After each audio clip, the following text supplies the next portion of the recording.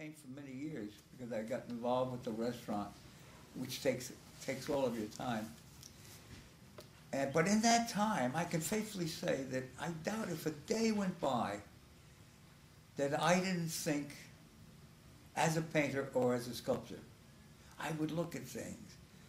You know, I'd look at the ways certain forms, like trees and plants and the different shapes that would appear, you know, when you get a certain light and you get, and the light diminishes, things change.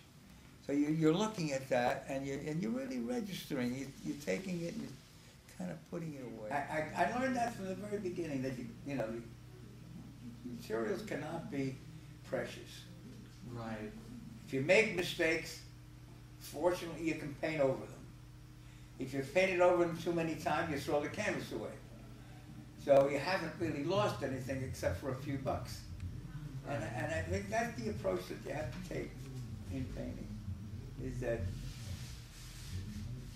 you've got these materials, you use them. Don't be afraid. Don't let that hold you back. Well, I would emphasize first that they do a lot of drawing, and of course, especially if they're beginners, yes, draw from the model, draw from still life. That's very important. Go out and work from nature. Really get to look at a tree and see what forms the tree takes. These things are very, very important. And also, the thing that helps you a great deal is to get involved in other medias. Get involved with clay and with wood or stone. That gives you another dimension. You've got a three-dimensional form. You're working with three-dimensional form. You know. Now when you go and you transfer that to the canvas, you're dealing with two dimensions, and in some cases one dimension. But you understand that form, so that when you put it on the canvas and you're looking at someone's backside, you also know what it looks like from the front, because they're all connected. And then you learn, and it's a wonderful lesson to learn in drawing, that I learned very young. It was pointed out to me that the body is a wonderful thing.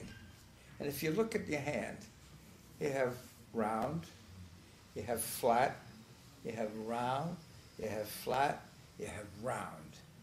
And this goes through your whole body. Mm.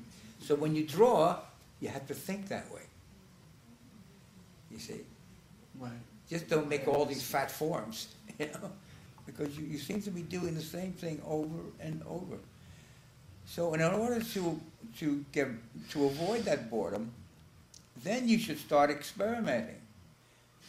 This is what Picasso did. This is what many painters before him did. You take you take that form and you destroy it. But you destroy it in a way that it holds together.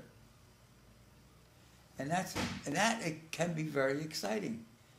And that's how you really learn, you know. And when you can do that, then that's half the battle. You really. I start with the acrylics. Right. And then go over with oil. Interesting. Yeah. Well, it's like the